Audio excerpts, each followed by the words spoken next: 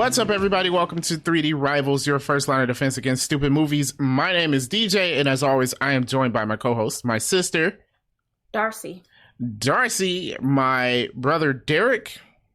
What's up, everybody? And my friend, Dan. What's going on? Nah, he like froze like right there.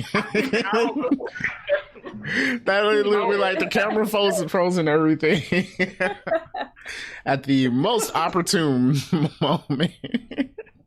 Wow. Going on. Well, this week we're going to be talking about Avengers Infinity War and our Marvel Rewind.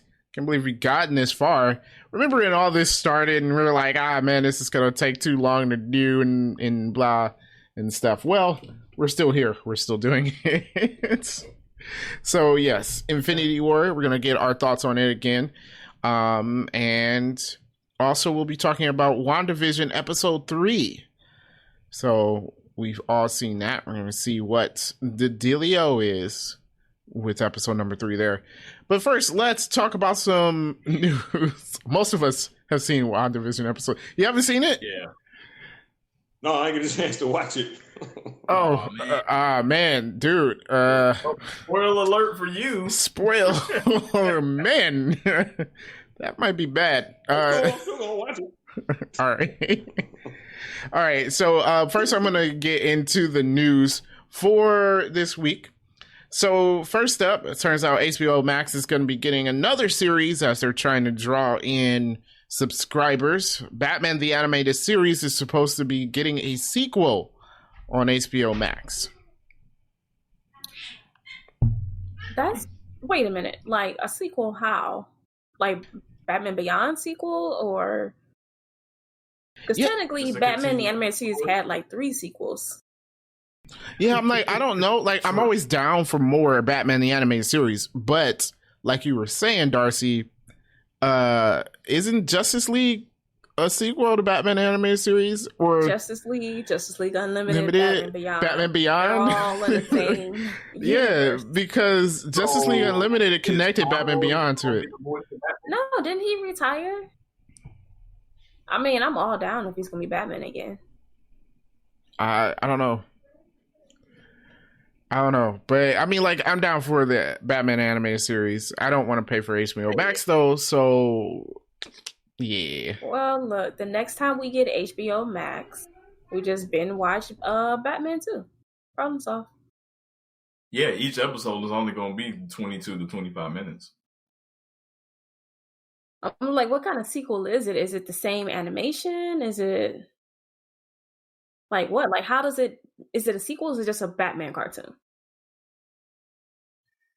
I hope that it's just a Batman cartoon. I mean, it would not make sense if it wasn't. And then I hope they're not calling it a sequel just for the sake of calling it a sequel, which I think calling it a sequel is dumb. Anyway,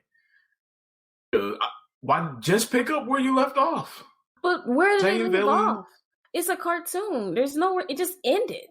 Yeah, I don't remember the end of Batman the Animated Series. I don't know, like, just do another Batman animated series and just kind of keep it the same aesthetic. Like, Tim Drake moves on, and now they have, what's his boy's name? Damian Wayne. Would that make it a sequel? I mean, that would be cool.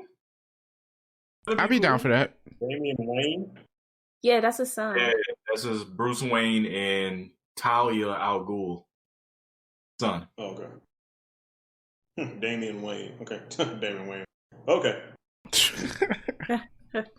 Yeah, so I mean, like, I'm not against it. I just think it's weird they're saying it's a sequel, but you know, whatever. So a little bit more news. Paul Bettany came out and said that there was an end credit scene to Endgame, which they cut for obvious reasons. They didn't want any end credits on that movie.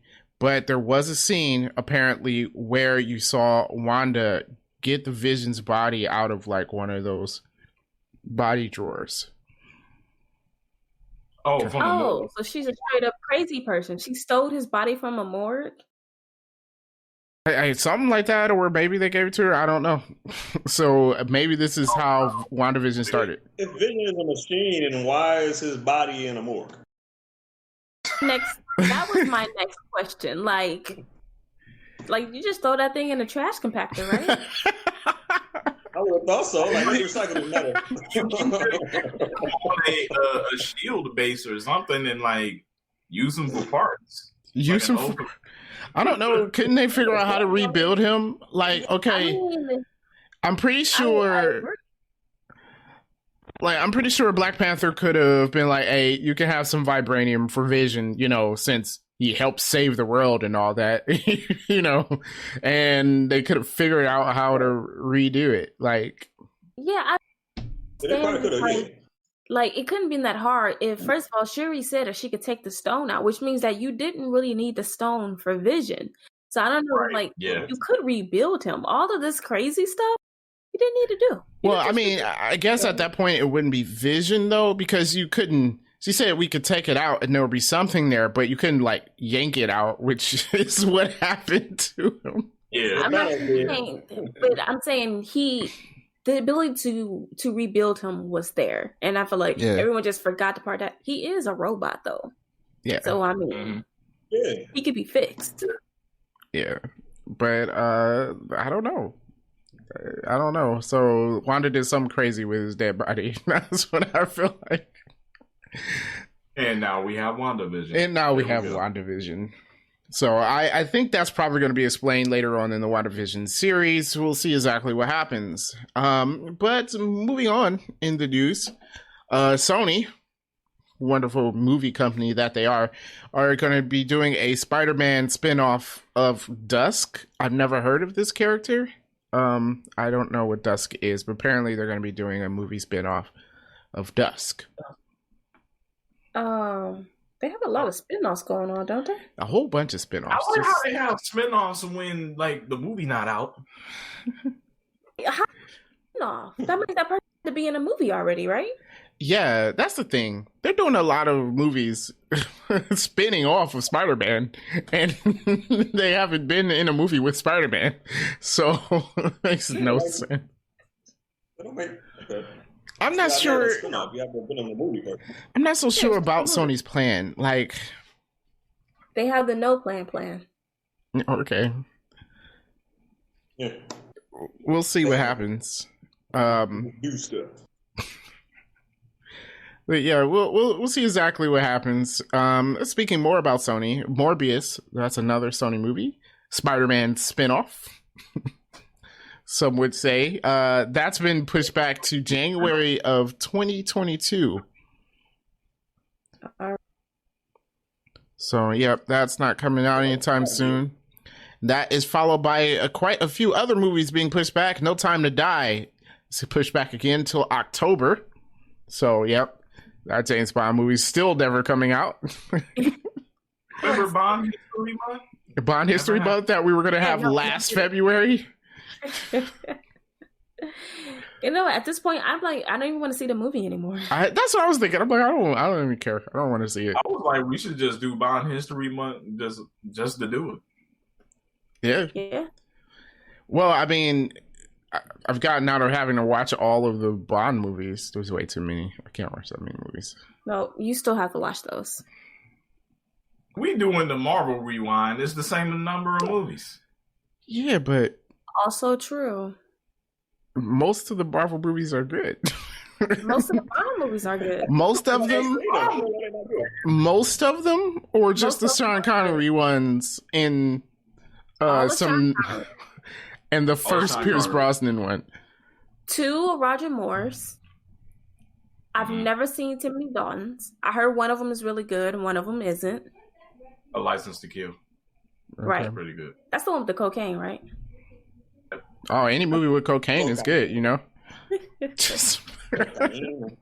I'm sorry. I guess this podcast is rated 18 plus now. We've mentioned drugs, so yeah, we mentioned them. All right. Well, we'll see exactly what happens. I don't know if we're ever going to see this James Bond movie. A Quiet Place 2 has been pushed back to September, so that's a thing. We're never going to see that movie either. Yeah. Remember when we were going to go see that movie that week before it got pushed back? Like, We were planning on going to see that and doing a podcast on it. I remember that. Yeah. Yep. Good times, man. That was over a year ago. Oh man. So yeah, a lot of movies being pushed back. It's I know Anthony Fauci came out and said if we're optimistic, we can get back to some sense of normalcy like in the fall. So that's probably where all these delays are coming from. Like after they've gotten that expert view on what's probably going to happen in the United States, they, figure the movie, it wouldn't be good to come out with movies, I guess, at this point. That's nearly like a year from now. Yes. Like the fall just ended. Yeah. 8 to 9 months, actually. Yep. Cool. And that was his optimistic. We know it's not going to go that way. So, but people are questioning whether Black Widow will be delayed again. That was supposed to come out in May, and it's seeming like Disney is going to be more willing to delay it this time than release it out on streaming. So it might try one more delay with that movie. I will pay for it if they release it on streaming. I would pay $29.99. Listen, Disney, I will pay $29.99. I would. So I will let them pay $29.99. Right. Y'all gonna give me your passwords, what you're gonna do. I'm paying $29.99. Yeah, well, we can pay for it and then all watch it together. Okay. Yeah. Disney doesn't know. No. They do now. I mean, that's the same. What's the difference than us, one person buying a DVD and everybody coming over to their house and watching it? Like, there's zero difference. It is. That's true. Definitely. Now, if we had like a group of 200 people, then we charge them at the door. Yeah. Have our own theater. We don't charge them. We just tell them we highly encourage you to leave some money in this pot over here. A donation for the house, for the upkeep of the house. Right. There you go. Yeah. Sounds like a plan. Nothing, but here you go. I think that's an excellent idea. Or have valet park. Oh yeah, some valet. That's right. Yeah. So we don't charge anything, but valet parking, $5 a piece. So tell them bring a canned food too. Bring a canned food. Yeah. We're gonna donate that. Mm-hmm. But yeah. So I don't know, man. I really want to see Black Widow. I've been like, but finally the MCU has moved on, I guess, since we got WandaVision. But at some point, aren't they gonna have to like not come out with stuff? Otherwise, they'll ruin some other stories. Yeah. Yeah, I don't know how far they can continue to push these. Falcon and the Winter Soldier, and I think they can do Loki. I don't think they can do anything else. Well, what if? Because what if doesn't have any connection at all? Yeah, and it's a cartoon. The girl Captain. I guess they're both girls. Miss Marvel, right? Yeah. Oh yeah. So that's about a year worth of shows. Hawkeye too. Yeah, Hawkeye probably do the Hawkeye. So yeah, there's plenty of shows. Yeah. So they still got time. I'm just hoping it's not 2022 before Black Widow comes out, man. Right? So many delays. We don't need a recast. Yeah. Everybody's still getting older. Right. They were like, somebody mentioned it's been a year and a half since the last Marvel movie came out. The longest time in between any two Marvel movies ever. Wow. Yeah, see, we ain't used to this. No, we're not. I need my fix, man. We were talking about drugs before. I need my Marvel fix. Man. Hey, you guys got some Marvel? Man, you got that DVD? You got that DVD, man?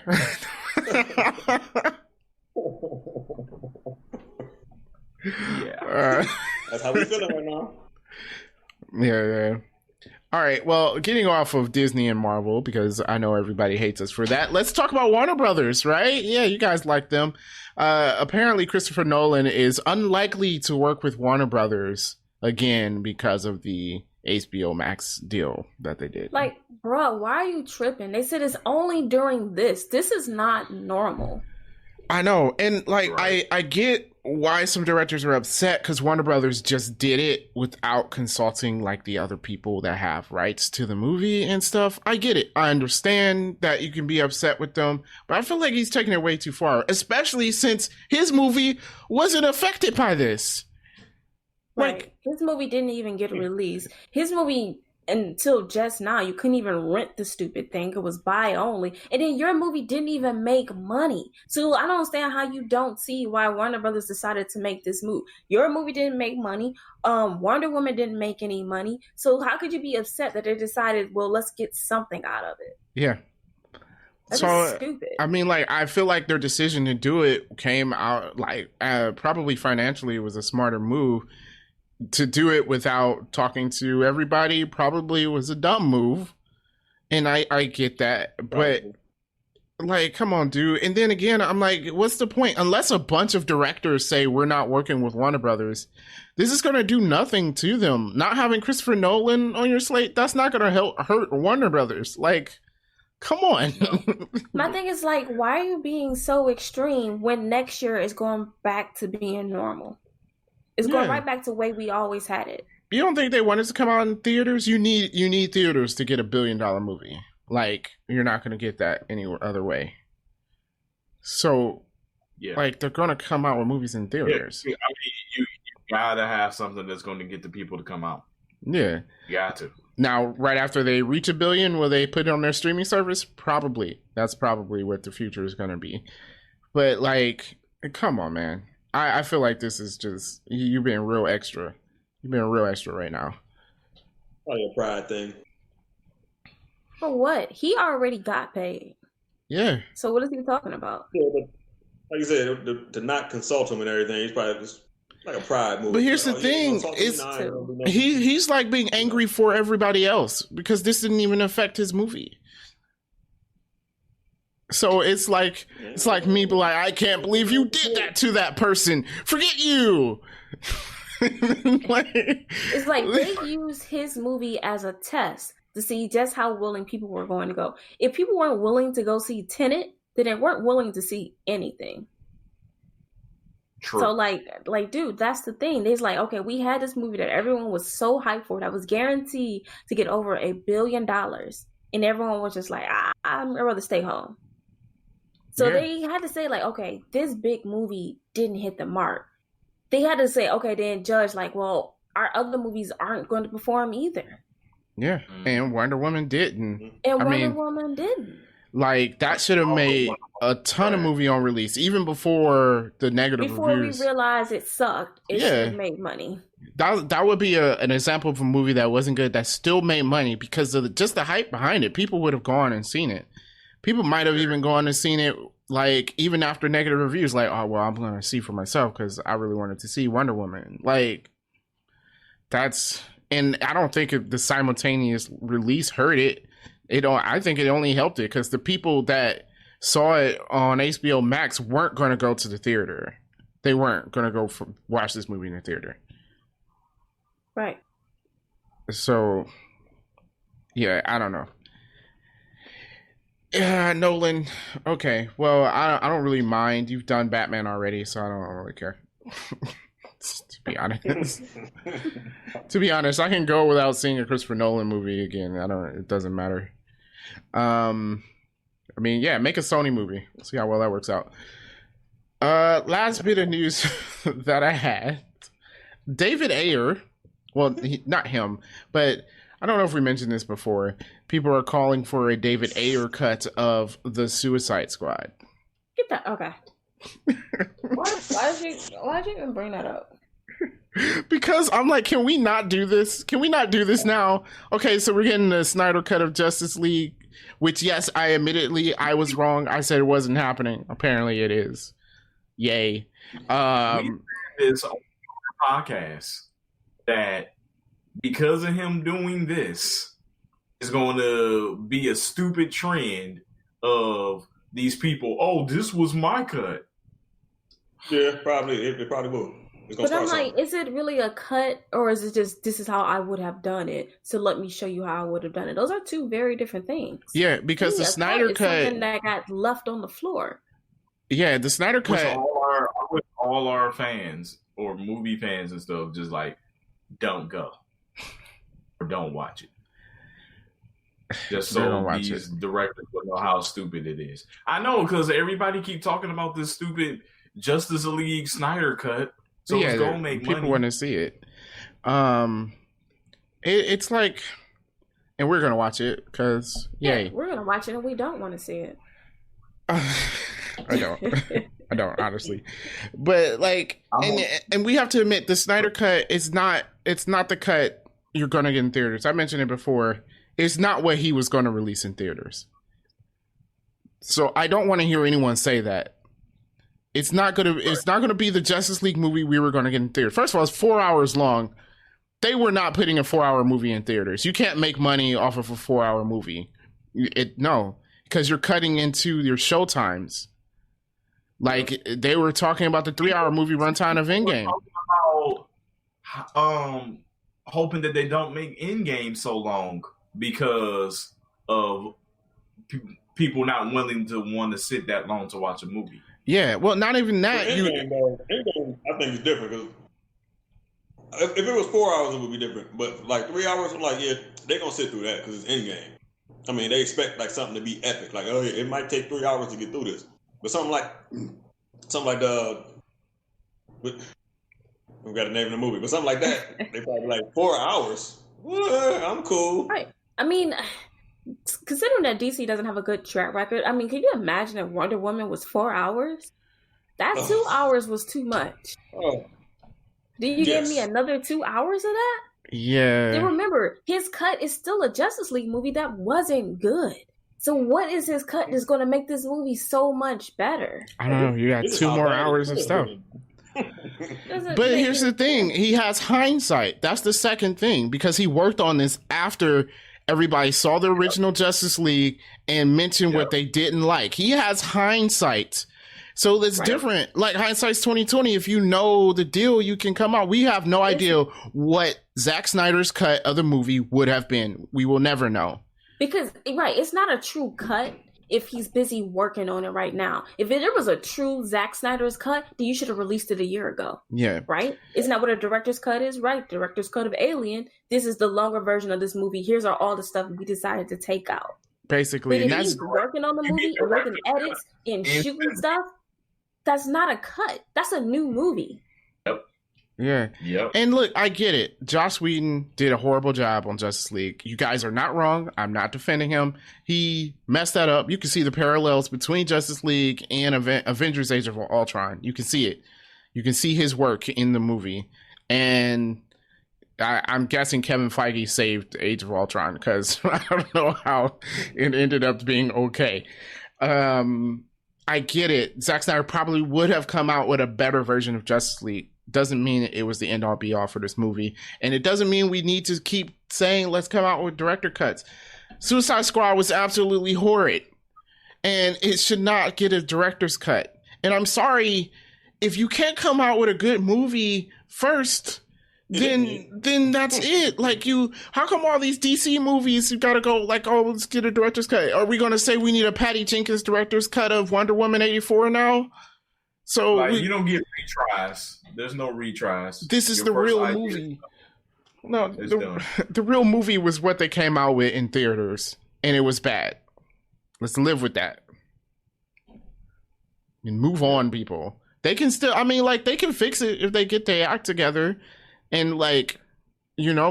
DC movies are going to make money. People are going to go watch them. Yeah, that'd be nice. Because we've been wanting a good, decent movie for years. Yeah, so all of this, let's not do an Ayer cut of Suicide Squad. I hope this gets squashed because I don't need this trend. I really don't. I feel like they're gonna do it though. They probably are gonna do it though. Well, as long as they keep making money, then they're gonna keep doing it. Cool. Cool. Are we gonna get a Snyder cut of Man of Steel? Huh. And that's the thing. Like, is Man of Steel our bar on how well Zack Snyder was going to be? Because then that's just okay. Yeah. Although, for some reason, people say it was bad. And I'm like, out of the movies in the DC universe, Man of Steel was actually a decent one. Yeah. I mean, there was some stupid stuff in there, like letting his father die in a tornado. Yeah. And, you know. I was like, there's some dumb choices. Yeah, so I don't know. But yeah, that was the news that I had. Any of you guys have anything? I was just gonna mention about the Godzilla Kong trailer is out. Oh. I am not excited about this movie. You said what? It doesn't look interesting? No, because I don't understand why they're fighting. Well, I don't understand because big monsters fight. Need a reason? Yeah, they're both really, really big. Yeah, there has to be a reason. That's basically no, not really. I mean, I want to know the reason, and it shouldn't be done. There should be a written reason, but that's not what you start with these movies. Okay, Civil War is we want Iron Man versus Captain America. How do we get there? Batman v Superman. We want Batman v Superman. How do we get there? Admittedly, they didn't pick a good reason for that, but. Well, I feel like this you start with the verses. Have a very dumb reason. I don't know.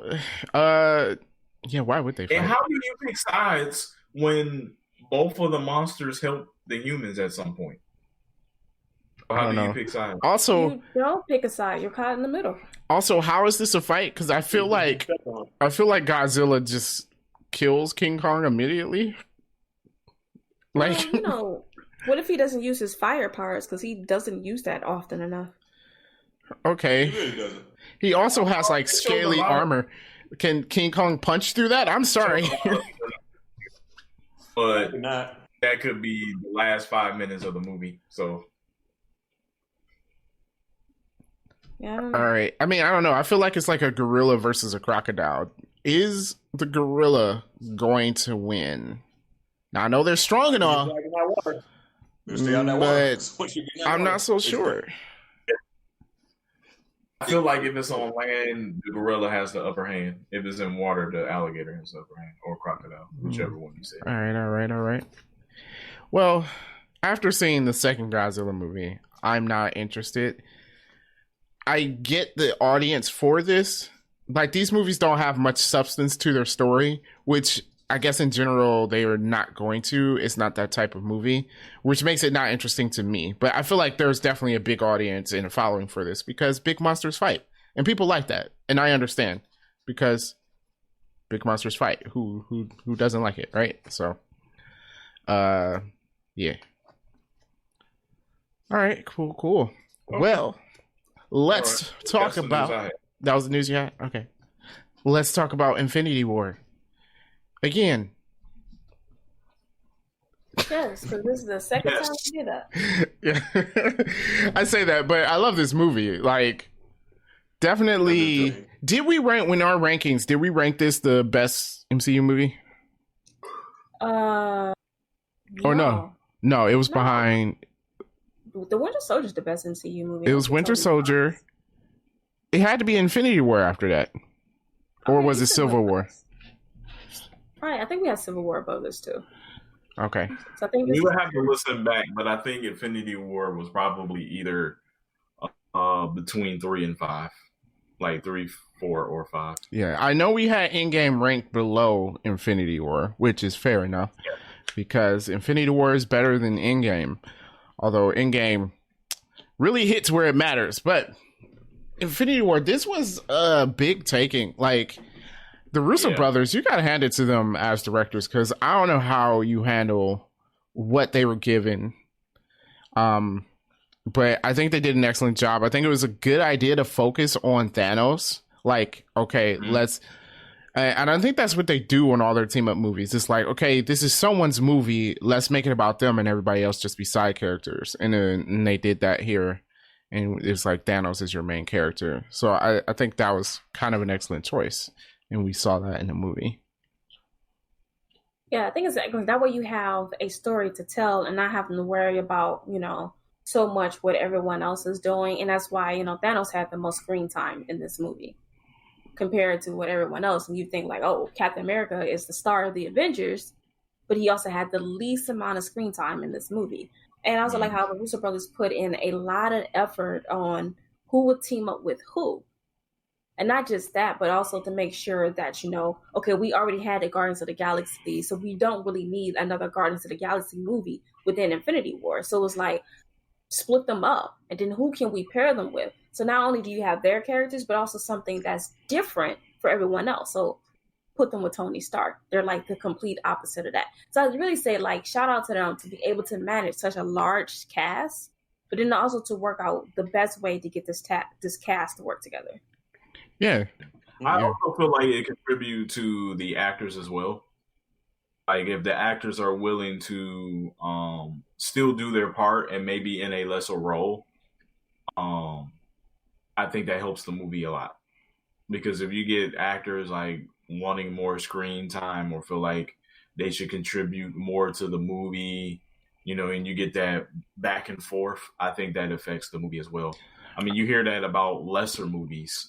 Where it's just like, oh, the actor and the director wasn't getting along, and then it spills out into the actual movie. So I will say also shout out to the actors as well. I feel like if you sign on for a main character role with Marvel, you shouldn't even worry about that because, like, you're gonna get and you're gonna get your movie too. Like, not, even if it's not a solo movie, like you're gonna get your time in the spotlight. Like let's look at Black Widow. She had a lot of time in Iron Man 2, but then you had Captain America 2, and she had some big highlights in that, right? I don't know if Black Widow's a good example because she should have had her own movie a long time ago, and the fact that Marvel got a movie before she did is shameful. Everyone agrees with you, but I was saying as far as arguing for screen time and stuff, like even if you don't get it in one movie, you're gonna get it later. Hawkeye had 2 minutes in Thor. Like, Hawkeye had 2 minutes in Avengers too, apparently. He might want to argue for more screen time. He might. He's the only one that is disrespected. Argue for more screen time would be him. Yeah. Be Hawkeye, yeah. Probably. I mean, he got a decent amount in Endgame with what he's working with. I feel like he got a decent amount of screen time in Endgame. Yeah, like his whole attitude switch and everything. They had to show that, and even in the beginning, the movie started out with him. He lost his family. He didn't really know what was going on because he retired. Yeah, and they took a deal or whatever they called it, so they at home with their family. So it was like he didn't really know what's going on. Then he flipped, started being an assassin and everything. Then he came back, became the first one to go back in time to see if everything worked out and everything like that. So I feel like he got like a pretty decent role. But like as far as all the other movies. This movie had to be about Thanos. Like I ain't gonna say they painted themselves into a corner, but with all the cut scenes and everything leading up to it, knowing that Thanos was gonna be that character, it was kind of building up to like, this movie has to be about Thanos because we got to bring him out, we got to establish him, we got to show him how powerful he is, what his team can do, and basically tell us that like, all right, the Avengers basically met their match. So like we got to go into some kind of background to let them know why this dude is gonna win out in this movie. And that's what it all led up to. We thought that they was gonna get it when Thor threw that axe, but it was like, nah, he still got his finger snapped. So like, this is his movie. So and they played that well, I think so. Yeah. And you know what? Dan, you bring up a good point. Like this had to be about Thanos because you're right. Like since the first Avengers movies, they have been teasing this guy for 10 years. But I think it was excellent is that it paid off. Like we were waiting for this guy to show up and finally do something. And then when he did, it paid off in such a grand fashion. It was just, he lived up to the hype in every way possible, which I think is just, because there's nothing like being disappointed. It's like, who's this guy supposed to be? You're waiting for him to show up. Then if he turned out to be nothing and an Avenger just punch him in the face, game over. So, yeah. And that's what they kind of took out of the equation in the beginning of the movie because Loki's like, oh yeah, we have a Hulk. And Hulk started, going at him for real. But then how calm they was, it was like, let him have his fun. I'm like, uh-oh. Then he turned around, he was like turning to Mike Tyson for real. And like the Hulk out cold. It was like, oh snap. So if the Hulk can't do nothing, Thor over here hemmed up. this might be ugly for the team. So it's like, I feel like they let them know that how powerful Thanos is, and like, yeah, we're gonna need a second movie because they're not gonna win this one. Yeah, I on YouTube I've been watching people's reaction, like first time watching Endgame, because it's the only way you can relive the experience, or Infinity War. I mean, so but yeah, and it's like it's the same type of reaction that you see in everybody that you had in the theater, where it's like at that point the way they started this movie, you're like, oh my God, he just beat the Hulk. Oh my God, he beat up Thor, apparently. Oh my God, he killed Loki. He killed Heimdall. It's like in the first 10 minutes of the movie. And so like it just establishes that point where you're like, okay, this is not a good deal right now, you know? Yeah. And then it was like, then the very next scene when they come to Earth, and then it's like, all right, well, you got Iron Man, you got Doctor Strange, you got Spider-Man. And in my head, I was like, well, with Doctor Strange, they should be okay. They should get the upper hand. And they was like still getting their butts kicked. And these was like Thanos, they call them Thanos children. But it's just like they are of lesser than Thanos. And it was like they was still getting their butts kicked. And it's just like, dude. And I mean, Ebony Maw himself was like a handful because of everything that he could do. Like he was like effortlessly taking them down.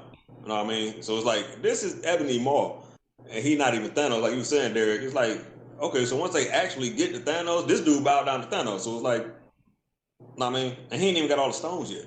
Yeah. So, and that's another thing about this. Another thing about this movie is the pacing. Like, it does not let up. Like, you can't have the argument of, oh, why didn't they do this? Like, you can be like, oh, why didn't Steve just call? I mean, Tony just called Steve. He didn't even get the chance to. Hawk lands, Doctor Strange gets Tony. They tell him what's going on, and it's like, well, you need to call Steve Rogers to find Vision. He pauses for a moment, like, okay, but it didn't even matter because right then and there, they were there on Earth. It's just like, boom, boom. Next to, like, you have no time at all. Thanos is getting the Infinity Stones, and that is it. Like, set in motion, which is kind of crazy. And divided them up too. Like the whole team was not together really at all during the whole movie. You know what I mean? You didn't have the entire power of the whole Avengers team the whole movie because they own Wakanda with what, Thor, Black Panther, and like, you know, I'm about to say Lady Gaga, but what? I don't know why. But, because of her blonde hair. It's because of her blonde hair in this movie. But Black Widow. Yeah, okay. I don't know what I was thinking, but you had them on Wakanda, then you had Tony, Spider-Man, and the Guardians of the Galaxy and them up on in Titan. Yeah. Know what I'm saying? And Thanos was fighting both of them between, you know, once he beat them on Titan, he went to Wakanda, and, you know, so they had the team divided. And it's just like, you know, I feel like that setup was cool. Just to, you know, add a little suspense to it. And like I said, just to show how this dude, like, don't tire out. He just beat this part of your team, and he go to Wakanda and beat this part of your team. It's like, dude, he like the ultimate one. So, you know.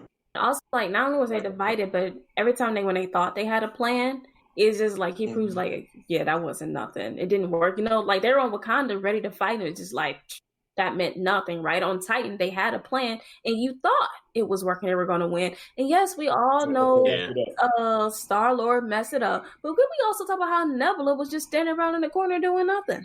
Yeah, but see, we always focus on Star-Lord, but everybody messed it up, right?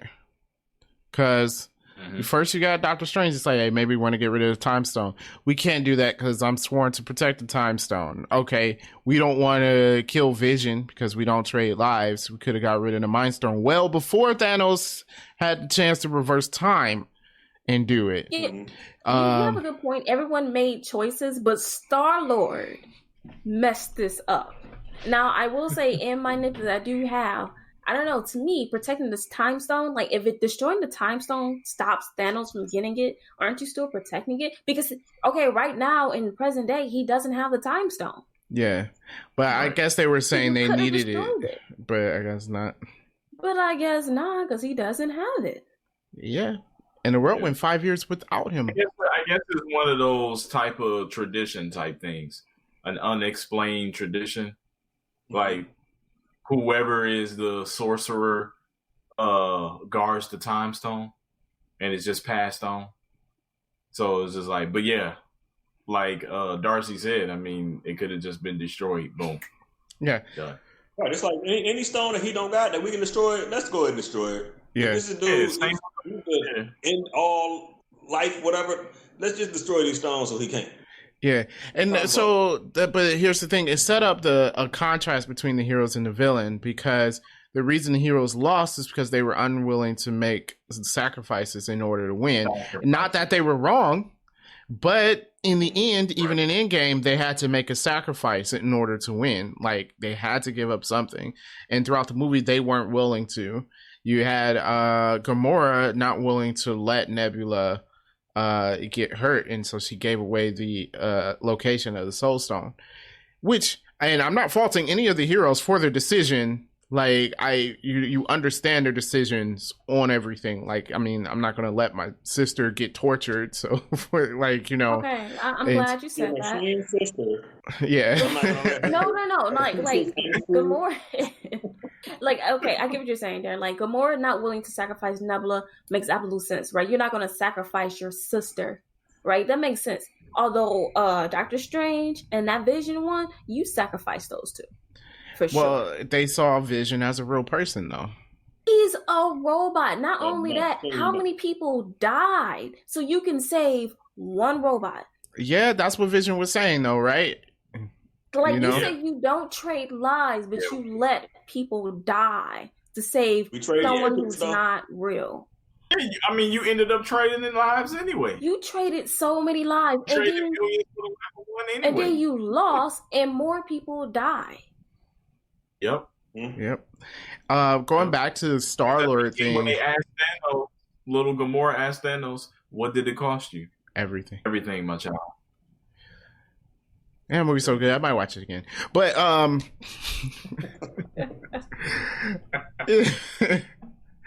but going back to the Peter Quill thing, honestly, even if they got it off, I don't think they would have won. We saw in Endgame, Thanos without any stones still defeats the Avengers.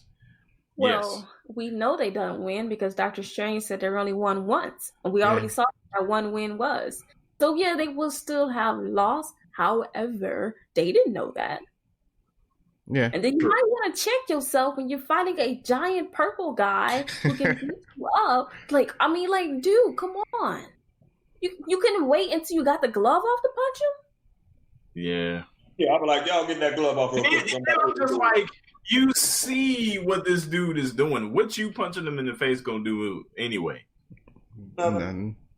Dumb. Just dumb all the way around. Yeah, it was very dumb. For the people that it took him out of the movie, this is not against Peter Quill's character. He does rash and dumb things all the time. So yeah, I think it fits within his character. He did ruin things. It was dumb, but it made sense, I guess. I mean, it changed that particular outcome, but they still lose.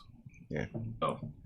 It do. But then at the same time, it's like, think about it. If y'all, like, you know, your significant other or whatever, somebody that you feel a lot for, and you got dude in front of you right here that just did something to her, is you gonna hold back, like, for real? Like, with all that emotion running through you? If you a superhero, yes. Yes, you're a superhero, yes. You're a superhero. You know what I'm saying? No, you don't never see Batman lashing out and stuff like this. Batman is dead inside. Yes, he does. Batman is dead inside. No, I don't know. I would have waited until we got the glove off. We had a plan, and then again, Nebula was there to be like, "Yo, bro, chill out. We are almost there." Yeah, she could have stopped Peter though. She could have stopped it. And she's like, "What happened to Gamora?" And she just like, "It's because she is afraid of Thanos," which on why she joined them. But she fought Thanos by herself. Oh, she went there to kill him at first. What about? Okay. I don't know. She didn't do nothing in that fight. That's all I'm gonna say. I mean, she fought him. She didn't do anything, of course. No, but... I tell you what. In this movie, some people conveniently disappear, And I know it's because there's a lot of people on screen, but there are some heroes that conveniently disappear. Like, this just don't be there. Like, Thor was gone for a while when Thanos first got there. In my nitpicks, like, where was Thor? Like, why did he show up and not until the end of the fight? Oh, someone brought up a good point. Captain America said he, like, told everybody he's here, everybody eyes up. Thor was not on Earth when they were getting ready. Thor did not have an earpiece. He did not know Thanos was there or where he was. He didn't see the team running into the woods? Maybe not. I don't know. He was blowing up ships and stuff. Got out of here. Like I said, people were conveniently disappearing. It's for the sake of the story. It's for the sake of the story. Yeah. They had a plot point and they got to that point. It's story convenience, but still. Can I just say this is peak Thor? Like, this is peak Thor, man. Yes. His character, and you feel for his character too, because it's this movie where you realize, like, oh yeah, everybody has died for him. Like, everybody that was in his life, he had no one. Right, mom, brother, best friend. Okay, yep. It's just him. Everybody. And then Thanos blew like half of his people, like his race, gone after he blew up Asgard. So as his home is gone, half his people's gone, his family's gone. Yeah. Even his hammer gone. Yeah. So, like, yeah. he real talk lost everything though. So even his eye. It was like throwing salt on the wounds for Thor, man. Like they ain't give him no break. Yeah. So I feel him. I mean, like, I know people's like he could have cut his hand off with the gauntlet, could have gone for the head. I don't know. He wasn't thinking about all that. When you angry and rage and want revenge, you're not thinking of that. You're not thinking of that. You don't think about that when the girl tells you with a snap of his fingers he can end the world. I don't know. That might want to stick in the back of your brain just a little bit. Is it ain't that good though? Yeah, I was like, can you throw the axe and just chop his hand off? Thor. I don't know what you think. I don't think so. You're not thinking rationally.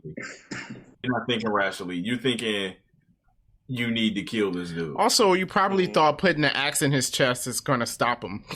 Well, he might have if he didn't stop to talk. To say, I told you I was going to kill you. Yeah, but he wanted to look in his face. Everybody does that. Villains do it with heroes, and heroes do it with the villains. Oh, man, Thor got caught monologuing. He got caught monologuing. But he got caught. Man, that's messed up. And you said take his hand off with the goblet. So Thanos told him he should have just cut his head off. Yeah. Why? He just cut his hand off. Yeah, no, it's easier to cut his hand off. Cut his hand off. He can't snap his fingers. No, yeah. Can't snap the fingers with no head either. That's what we said. Right. So yeah. You should have aimed for the head. Also, okay, Wanda going to the field to help them. Fine. Vision. I don't know. I feel like he could have did more to help Shuri there. I don't know.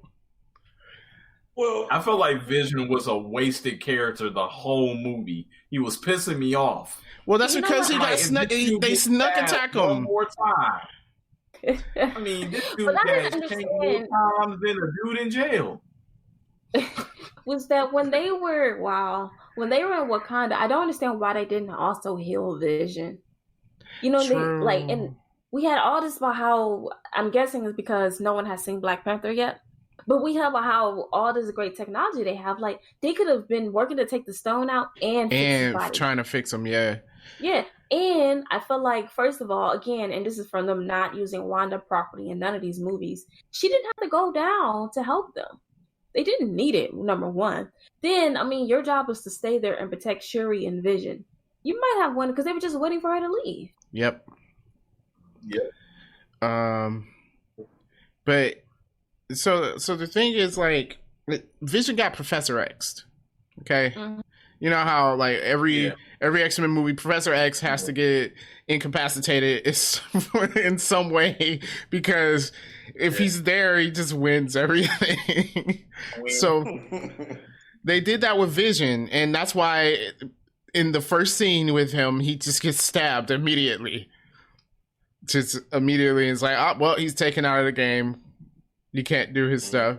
So yeah, that's what happened with Vision. I don't know. I still feel like but I agree, Darcy. Like somebody could have been working to kind of fix him up while she was trying to take the stone out, because they had some time. Maybe he would have been well enough to help fight with Shuri, so that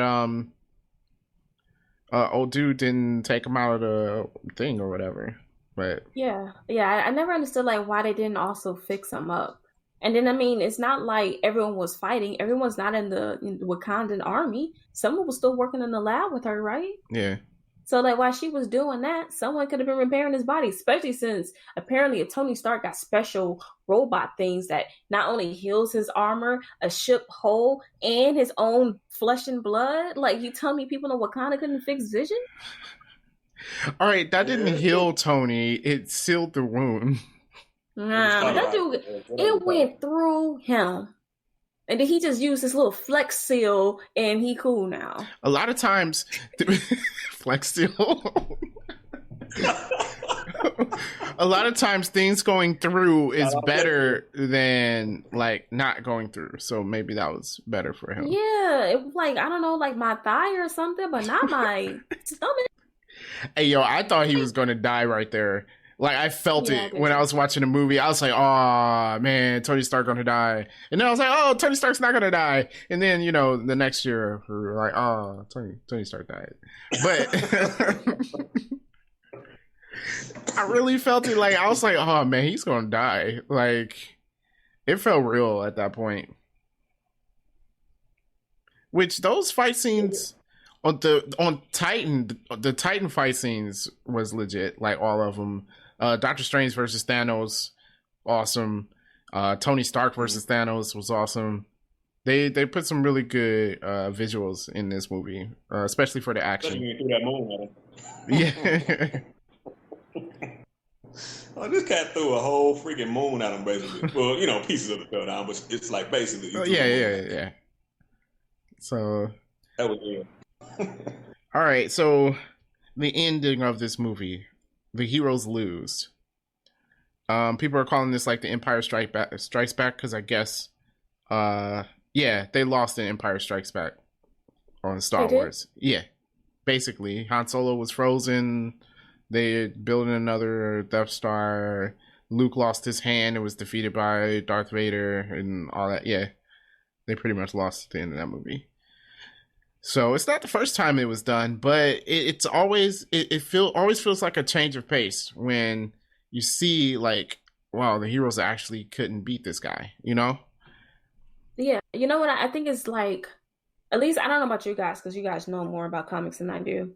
When I was kind of like truly caught off guard that like I was like, oh, they actually lost, you know what I mean? Like it's like because they kept saying like showing moments like, oh, this is when they win, but then it wasn't when they win. And so when like at the end of it, when people start disappearing, I was kind of like what's happening right now? Like, is this seriously about to end like this? Yeah. And like, and not only that it also created true anticipation for the next movie, even though you knew like they were going to find a way to bring these people back. But how? I feel like, but it didn't feel like an empty ending to me because it was like, well, how are they going to bring them back? Like, what are they going to do? Like, you know, because they're all gone, and I was really like, man, that's messed up. Yeah, it was. I felt that too, Darcy. Like throughout the movie, it kept on feeling like parts where they're gonna win. You know, one I felt throughout the movie. I'm like, okay, he keeps getting stones, and every time he put one in the gauntlet, I'm like, you know, like, how are we gonna stop this guy now? And so he gets the time stone. When he gets to Wakanda. At first, I'm like, oh, well, Scarlet Witch actually destroyed the Mind Stone. So that's where they win. He can't snap his fingers. We lost Vision, which is sad. You know, that's our sad thing. We all said somebody was going to die in this, right? And so we're like, oh, well, we lost Vision. We lost Gamora. We lost Loki. A lot of people died in this. But you know, we're like, okay, that's the win thing, and then he just reverses it, and then like you felt it. You're like, ah, and then he kills Vision again. And so he has all of them, and then like it looks really bad, and then Thor comes in, right? And then I'm like, oh, okay. So there's our big hurrah. Thor's the hero of the movie because he had this big old arc with him being down and stuff. He went on the journey, got the weapon, took out Thanos. Boom, that's how we end this, right? And then when you do the snap and people start disappearing, and you're just like, what?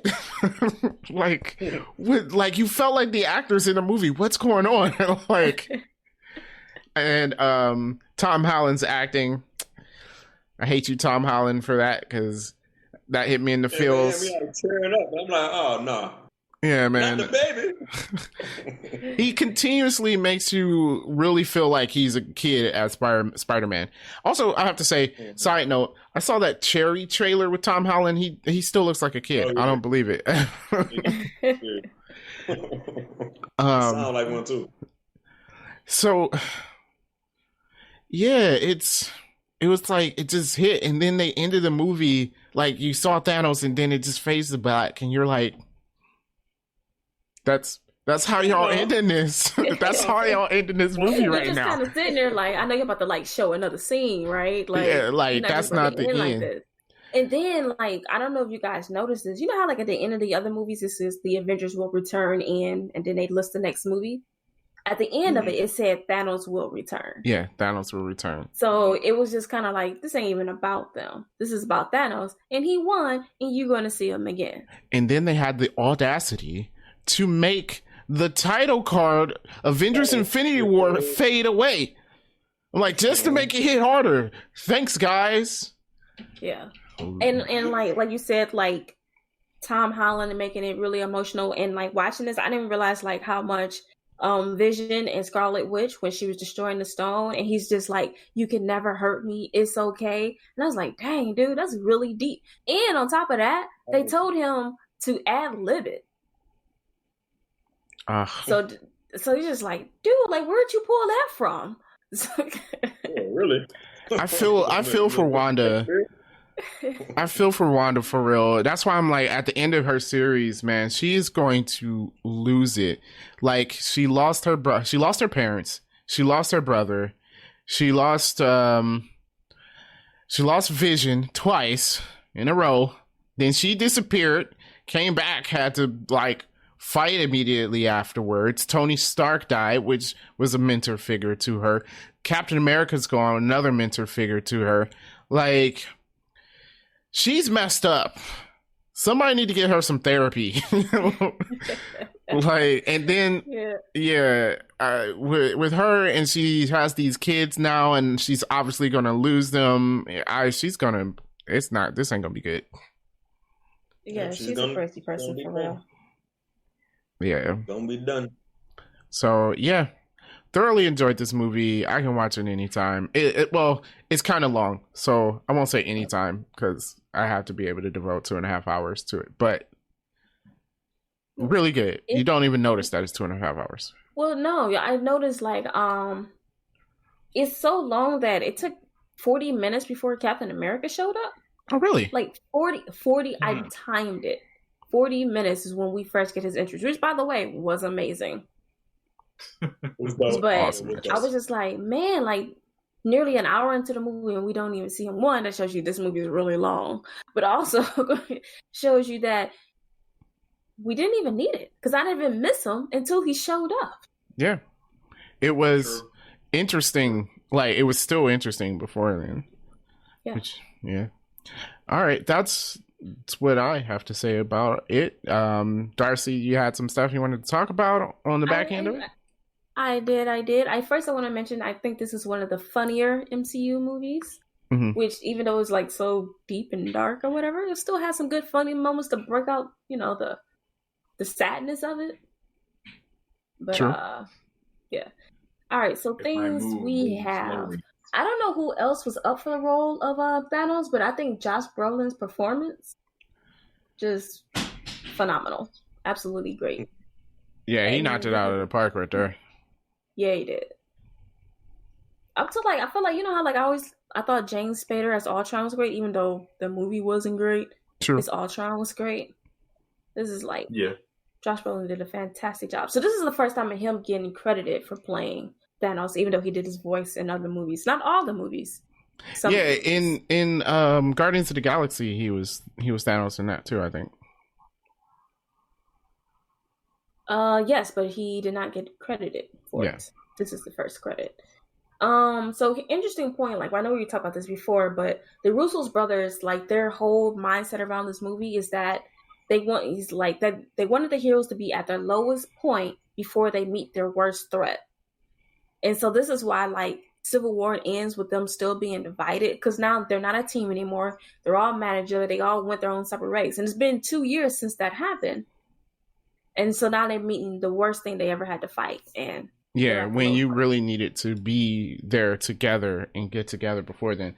Apparently they would have lost still, but it might have been better to have everybody there on Earth.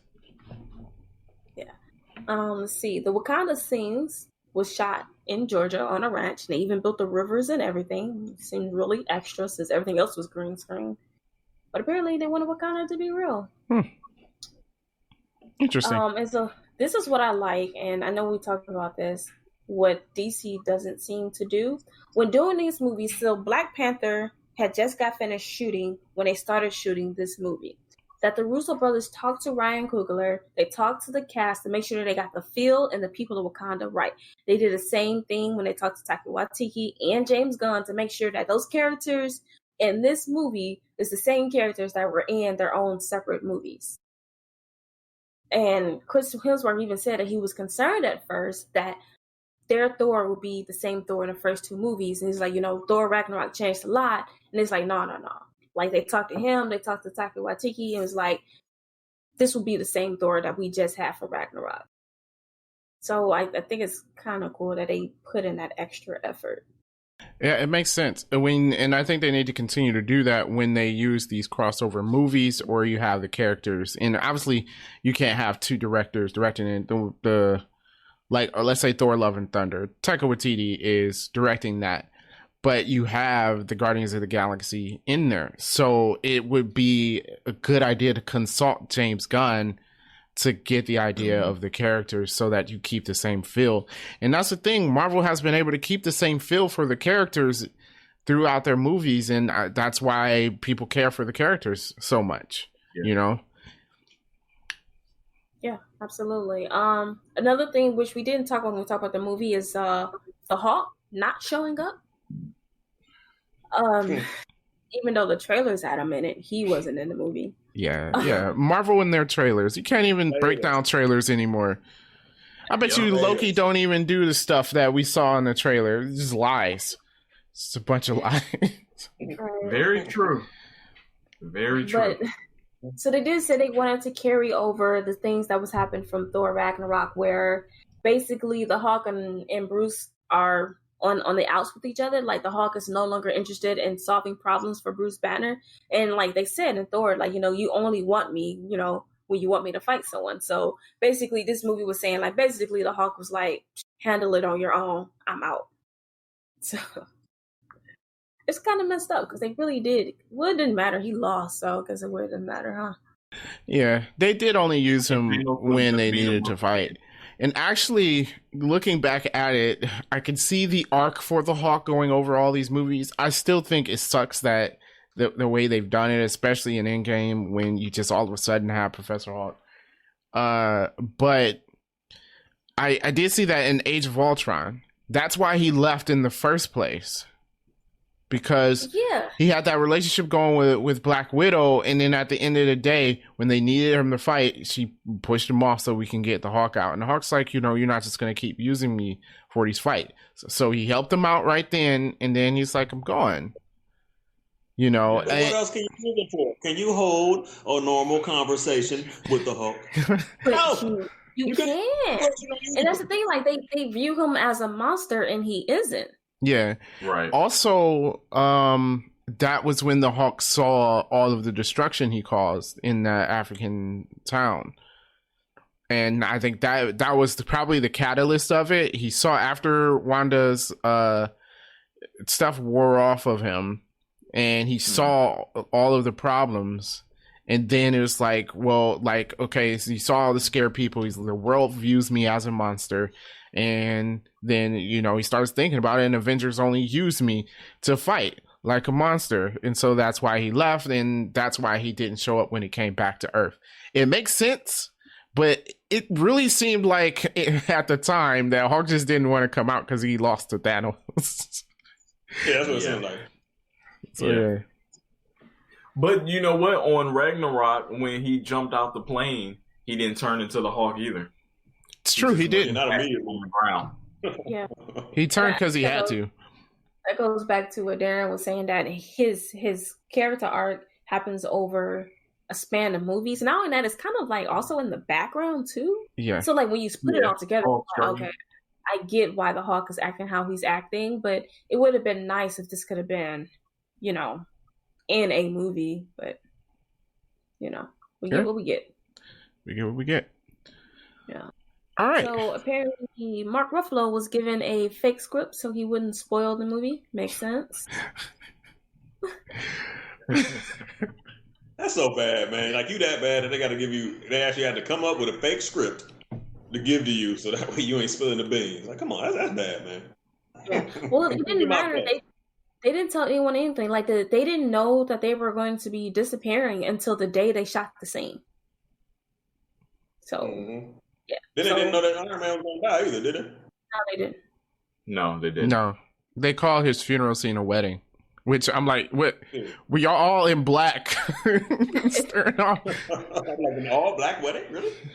Are we all? Did they have Robert Downey Jr. go there? Because obviously, if I'm there, we're all in black, and this is a wedding, and Pepper's there, and not Tony. I'm gonna be like.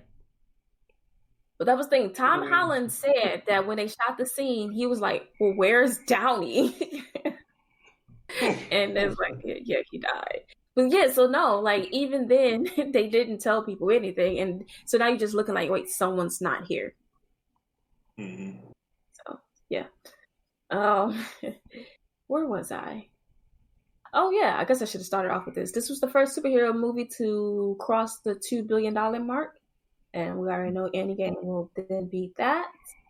At first they weren't going to have Captain America show up until the last battle, which would have been messed up. Like, it's not like he showed up late in the movie, but man, yeah, that wouldn't have worked. No, but you want to know how epic that scene would have been? It would have been just like an Endgame. No, it would have been epic, but it'd be like, I feel like we need to like kind of bring him back before then, so we like can kind of see, all right, where has he been? How's he been doing now? Like, I think it means more like when you see Tony still got that little flip phone and he's carrying it with him, right? So I think it means more like, oh, hey, calling Cap, and then Cap shows up, not at the last end of the battle. It's just, I didn't like that idea. I'm glad they changed it.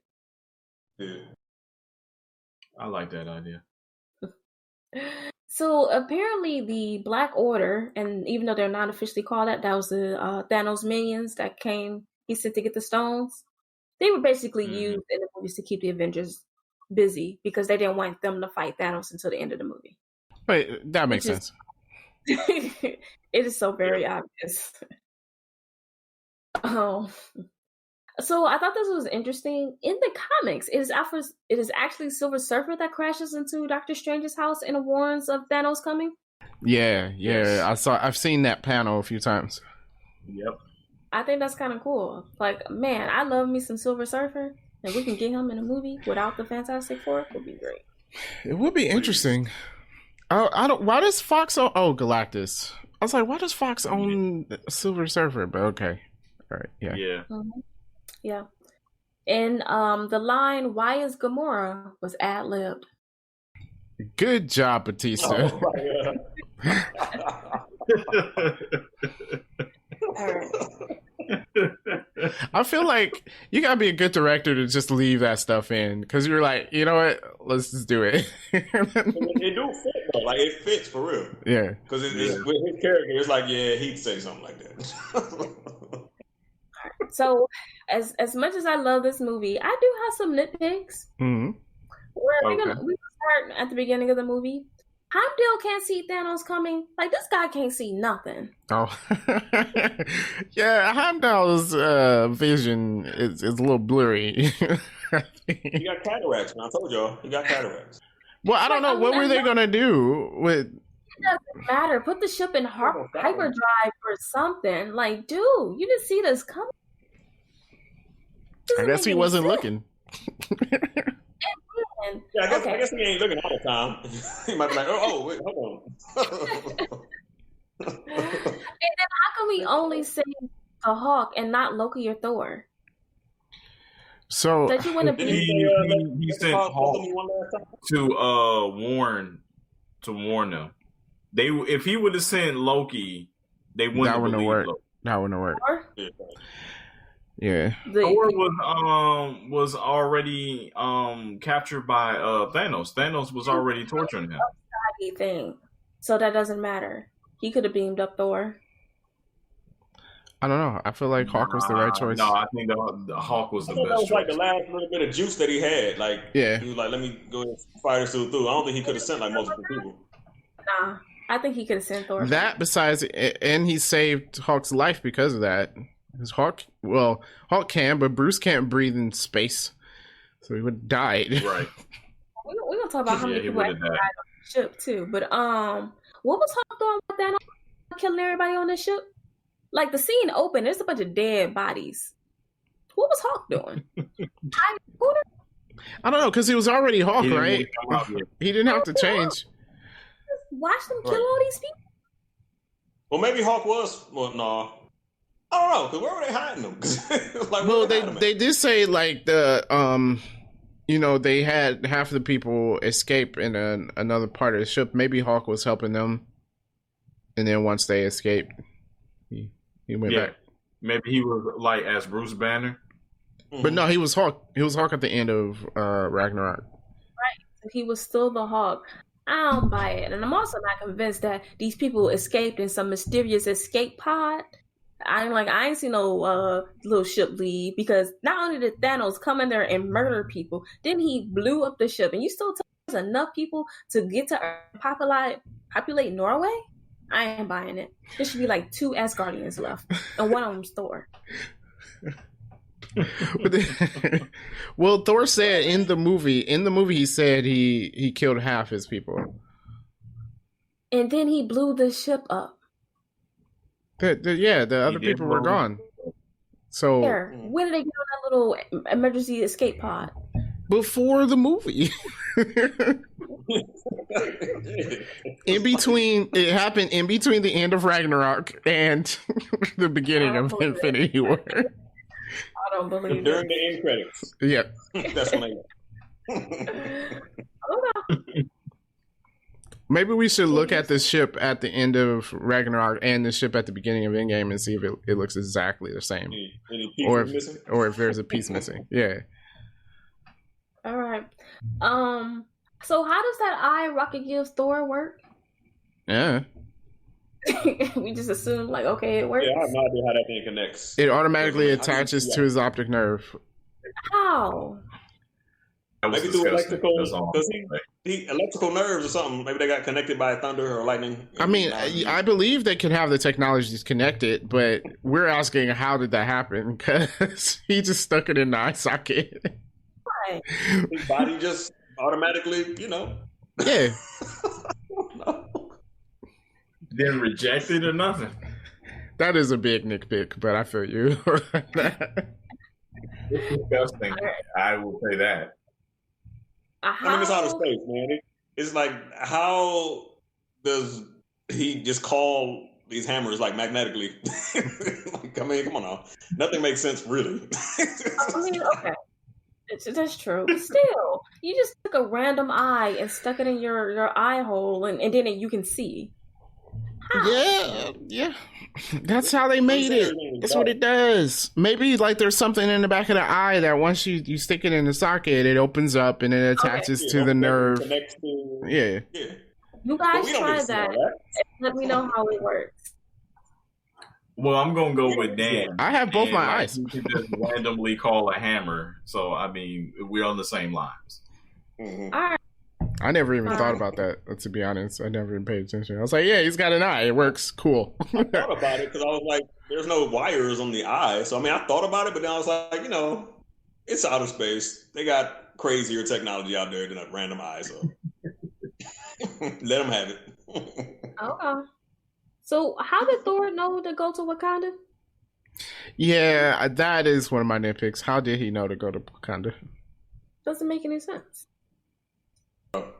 Thor monologue with him off screen. Thor was monologuing with him. He was like, "Yeah, eventually I'm going to end up in Wakanda." So he was like, "Try Wakanda. Give it a shot." Like, no, you might stumble upon him. Who knows? No. There was no way he knew they were in Wakanda.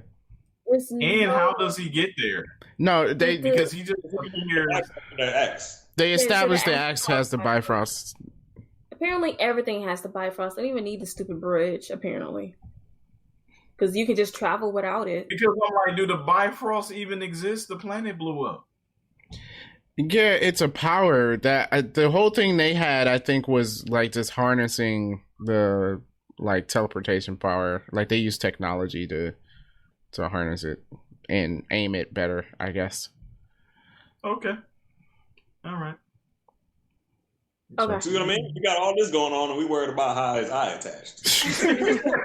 Yeah, but no, Thor knowing they were in Wakanda, that made zero sense. There's no explanation for it. Although that was like the best entrance ever. Like that was awesome. I didn't even think about it in the theater because I was like, yes. That was cool.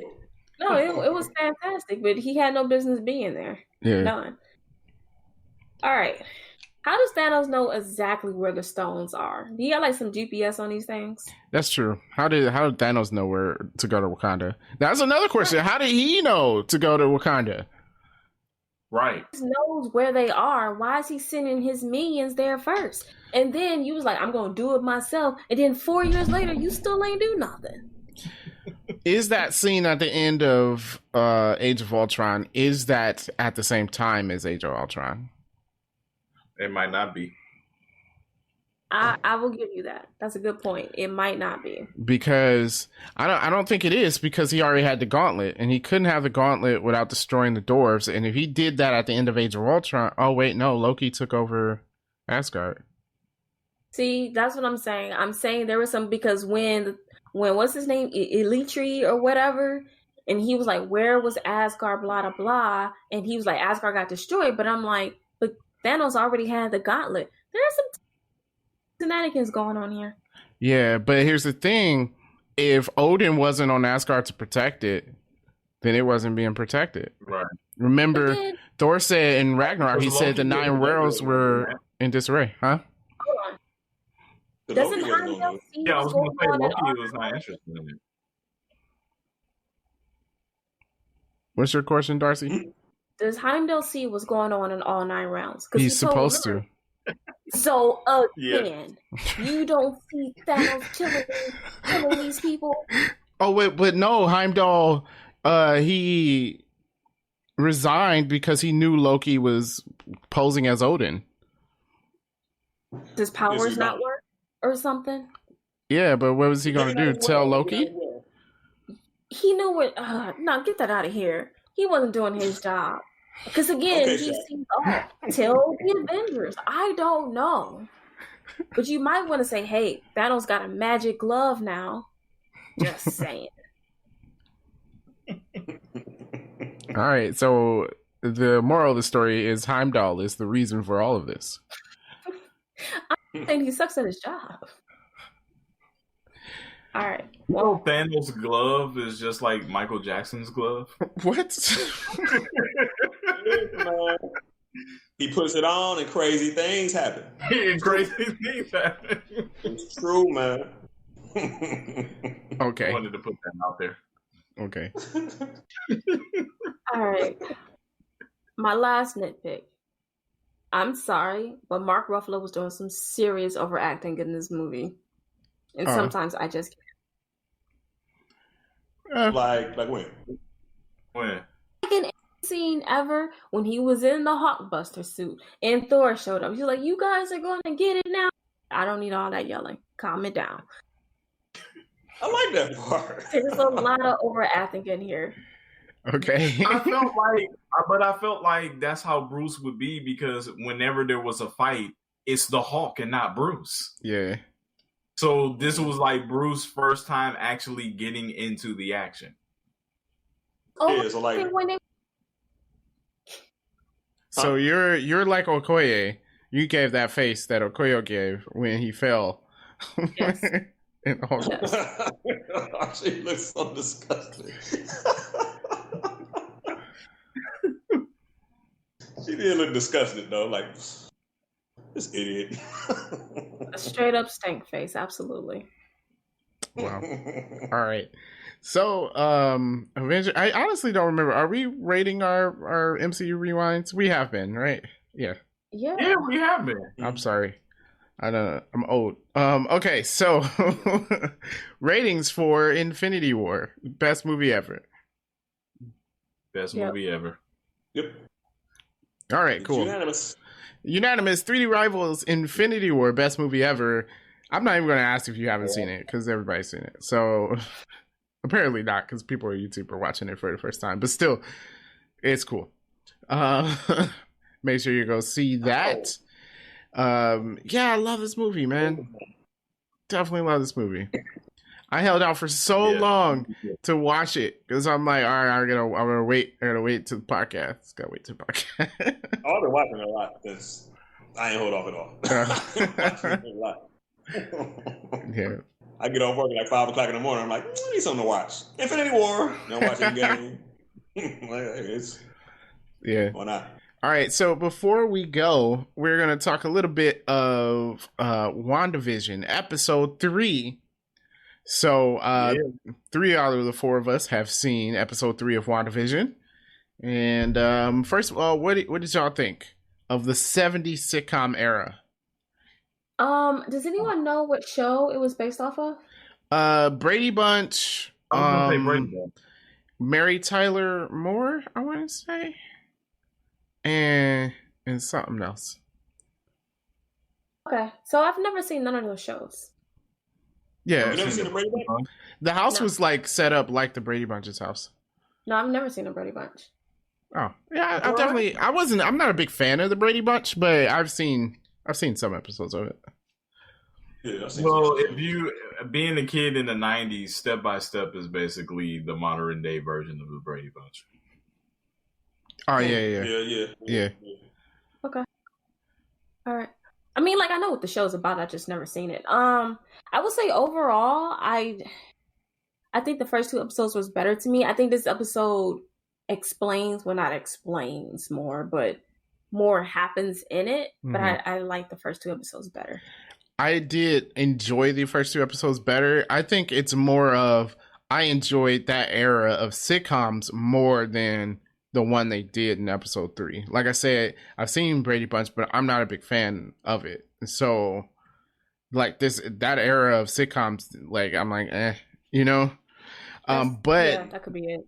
That being said, I still think it was a good episode, especially with the things they brought out in the episode. Throughout it, I should say. Yeah. So, there's a few. Is that the plan then? Like they gonna do different episodes, like different eras of sitcom, or yeah. So are they gonna do all the way up to like the 2000s, or are they gonna do like the old? Yeah, apparently there's episodes based on Modern Family. That's gonna be. That's cool. I didn't know that. Yeah, and we're gonna have episodes based on Full House, which I want some meta jokes. Roseanne, all that. Yeah. Yeah, the next one is supposed to be Roseanne and Family Ties. Okay. You know, seen that? Like, I have not seen like the 80s sitcoms like Family Ties and what was the other one that was really big? No, I've never seen Family Ties. Oh wow! I remember disliking Roseanne. I didn't like Roseanne. Roseanne like ever. I've never liked that show. Yeah, I remember it always being on though. Yeah. Oh, always. So there's a few things to talk about. That's like the most annoying. I'm like, I can't even believe I watched the intro this month. It was annoying. There are a few things to talk about in this episode. First, the big thing: Wanda has her kids, and it's confirmed to be. Oh, what were you saying? I'm sorry. Can we talk about how big these babies were? Those kids was like 6 months old. They were straight. We in my reaction. If you guys want to watch the reaction, it's on our Facebook page and our YouTube. If we mentioned that, we were like, man, that baby is huge. That is not a newborn. Like I get like they can't get newborn babies, but can we at least get a 3-month-old? But no, remember this is also a 70s sitcom. What would they have done? They would have used a 4-month-old baby.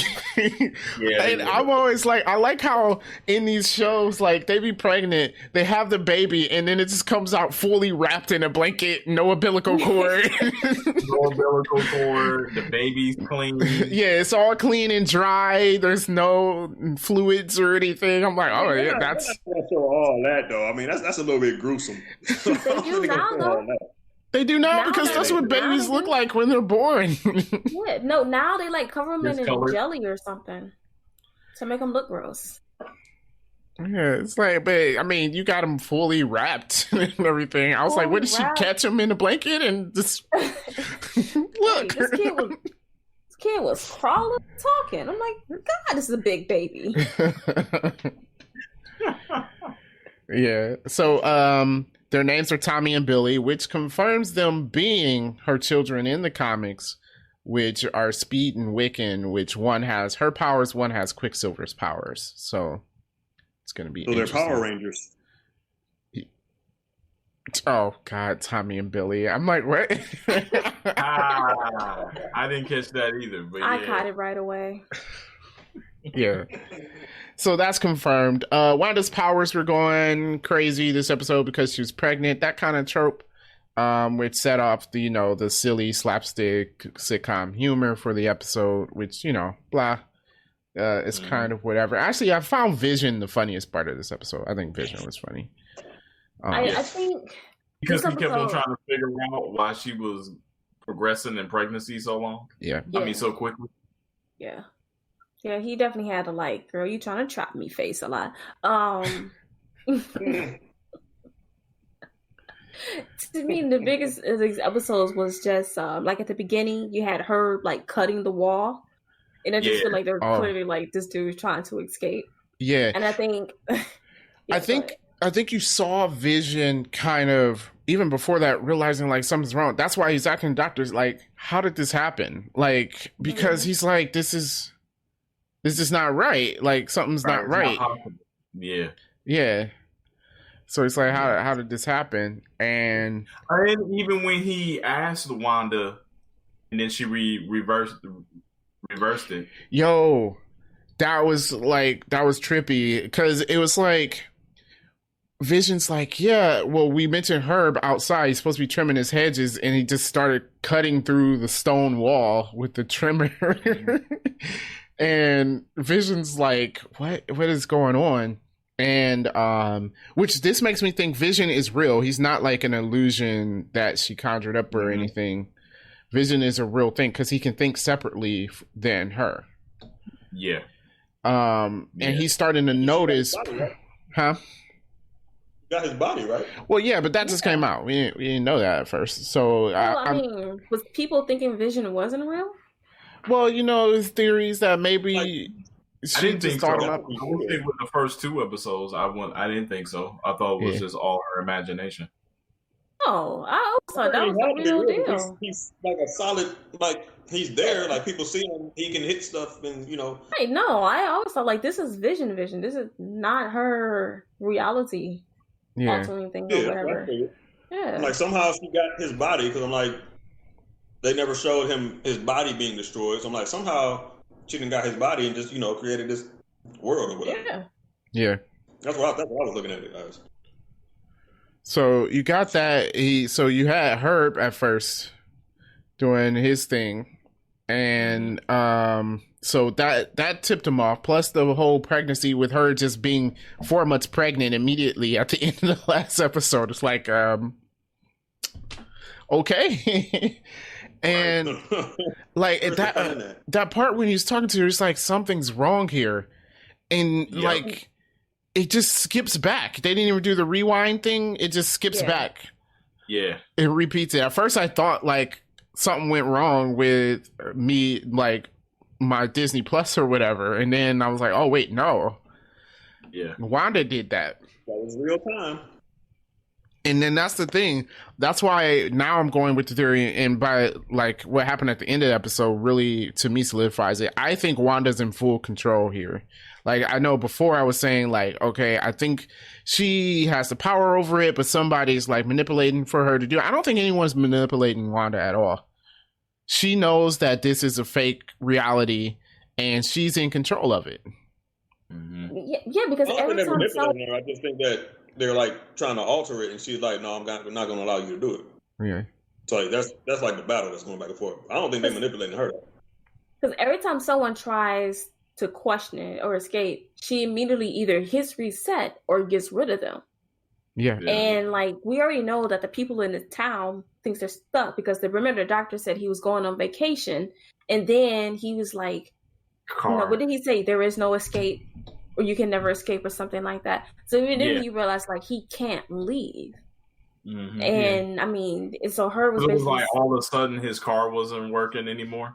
Yeah, so it's just like Wanda has these people trapped, and then when someone tries to do that, she gets rid of them. Like she got rid of Geraldine when Geraldine snapped out of it and was like, "Your brother was killed by Ultron." Yeah. Some people are acting like Geraldine was just pretending. I'm like, I don't think she was, especially since the second episode. I think she was under whatever Wanda has going on in there. And then when she mentioned Pietro, she snapped out. That triggered. Yeah, because it was a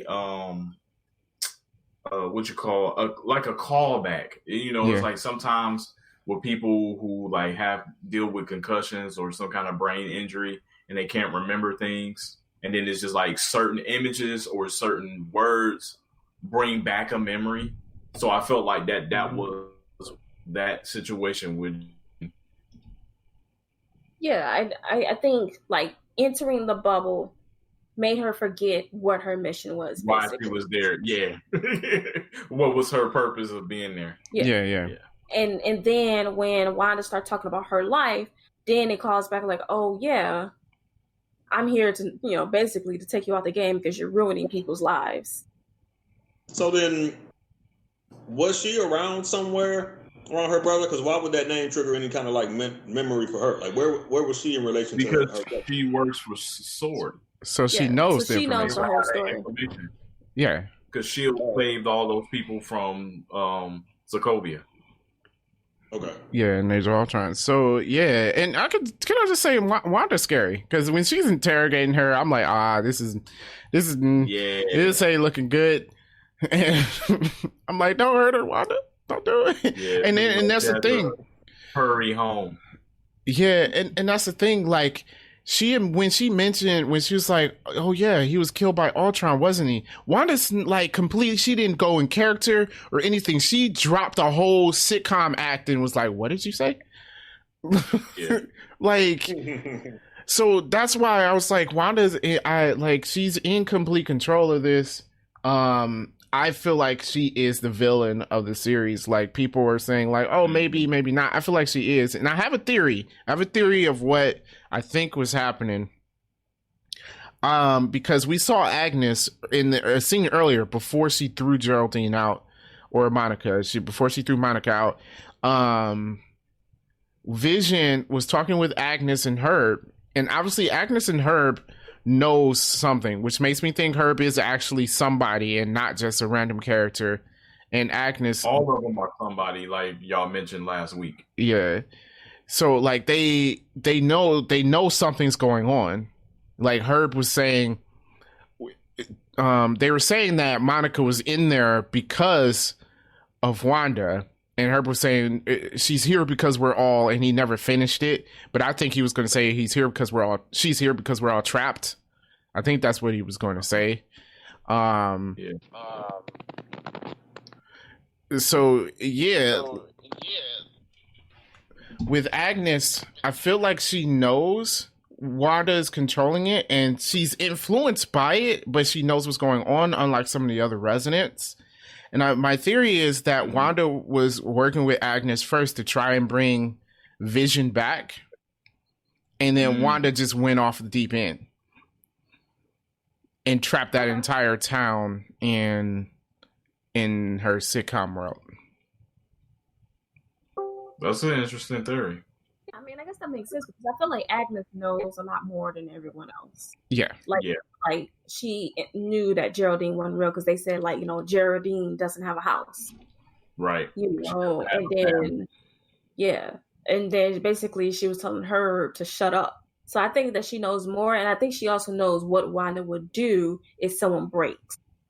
Yeah, if they mess up her world, what Wanda's going to do. And because that's the thing, like, I don't think Agnes is a villain anymore, because when she asked Herb to stop talking, not to tell Vision, that she looked scared. It wasn't like a angry stop talking or blah, blah, blah, like you don't need to tell him. She looked afraid. Like, if he knows and Wanda finds out, and if he knows, obviously Vision's going to do something about it and it messes up this world that Wanda created, it's going to be all bad.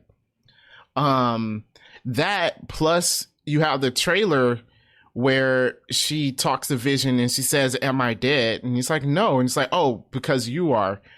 Like, that doesn't, why, if she's the villain, why would she say that? Obviously she's she's being controlled in here along with everybody else. She just knows a bit more. Yeah. I mean, unless she's doing some really good acting. It's weird though. That's weird. I don't see what the purpose would be. I would agree, but I don't know. Yeah. Then that goes back to my theory about maybe it's not really Vision, because why would she say Vision? That? I think it's definitely Vision because he's thinking separately than Wanda. Right? Yeah, why would fake Vision be like, Wanda, something's not right in this world? Yeah, because you have two sides. You have a good side and you have a bad side. They'll always fight against each other in your mind. And they can keep things from each other? Yes. Nah. Not at all. I don't know. And then we're getting into DID territory, and I don't think I don't think we're going that deep. Yeah, but I'm still interested to see like what exactly is happening. I want to know. I'm thinking we saw at the end of the episode Monica actually get tossed out of the world, right? And showing that it is actually is a town. Yeah, a real town. Yeah, a real town that she took over. So I'm hoping we get to see more of the sword side of things, right? Because that's what I'm waiting for. So I think that we will, because if we're already about to be in the 80s, I mean, you have the 80s, the 90s, the 2000, and then 2010. That's only 4 more episodes, and there's 9 episodes total. So that's one episode.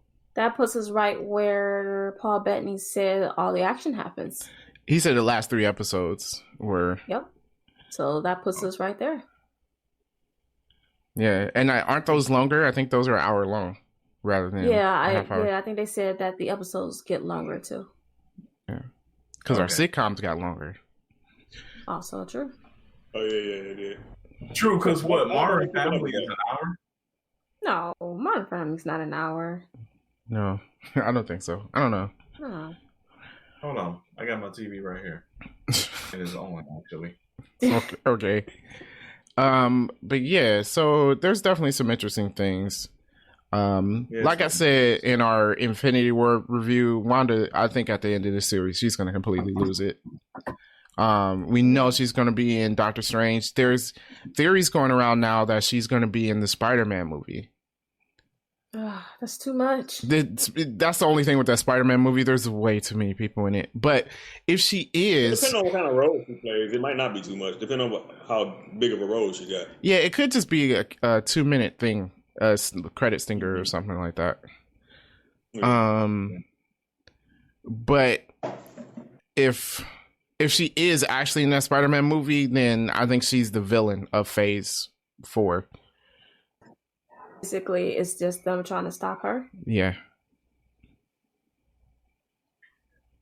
Okay. Which I like that. I mean, that. And then Kevin Feige did say it connects directly to Spider-Man. Yeah. He did say it. Then basically Phase 4 is a quasi House of M. Yeah. Yeah. That's pretty dope. That is. And I mean, come on, what would be a good very next crossing arc villain? Okay. Wanda. That would be good. Yeah. Because now you got to figure out a way to defeat her without, killing her. Yeah. I'm sorry. You just go ahead and kill her. She doesn't also change her reality or whatever. You can go. Also, she can create mutants at the end instead of the end of the show, which is be kind of quick. By the end of Phase 4, she creates mutants. That kind of makes more sense. And the rest of I think Spider-Man and Doctor Strange are the only current movies that take place in 2023, right? Or after. Yes. Everything else is Shang-Chi as well. Shang-Chi is supposed to be current, and I think Eternals is supposed to be current. Oh, is Eternals current? Oh, Eternals is current. But they kind of deal with, it's like Guardians of the Galaxy, they're dealing with completely separate stuff. Right. Yeah. So, okay. I hope that's if that's it, I called it, and you did. I win a prize. You got to take credit for it. Yeah. You heard it here first on 3D Rivals. Because it's different than what everybody else is theorizing. So, I mean, some people are saying she's the villain, but I think... Now, this is my thing. Do you think this time the honeycombs was when the show started? It was. Think that means something? I don't know. It didn't end with a wipe. I just realized that. It ended differently. Yeah, it didn't. Huh. But this time when it came on, the pictures were in the honeycombs. The honeycombs, yeah. Or the hexagons. What's that? Hexagons? Hexagons, yes. And I'm like, that's just too obvious for it not to mean something. Or it definitely means something. Mean anything. You said it don't mean anything? I don't know. I feel like you guys are reading into things that doesn't need to be read into. Darcy, it's been everywhere. Everywhere. In 3 straight episodes. That's like you keep seeing the sword symbol and it's just like that don't mean nothing. Yeah, even in the like I mentioned, even in the end credits, the pixels are hexagons. There's no TV. Not technically they're not pixels, but whatever. And there's no TV where those are hexagons. Yep. I'm with DJ on that. Hey, all right. There's you something. guys can prove me wrong. They didn't just why do they keep using hexagons then? Like, what's the point? Like, why? Maybe you just like hexagons. It's a nice shape. I don't think a hexagon. This would made me think that it means something because the show came on like the Brady Bunch, and the Brady Bunch is squares. Yep. But they use hexagons instead. Everybody is in a square when the Brady Bunch come on. And this time they were all in hexagons? Yeah. Yes. Okay. I'm just saying. All right. I will keep my eye out for hexagons. Yeah. And it came on like the Brady Bunch intro. The intro to the second episode had a hexagon. Yeah. And the beekeeper, bees make hexagons. That's it. And there you go. Also true. Full circle.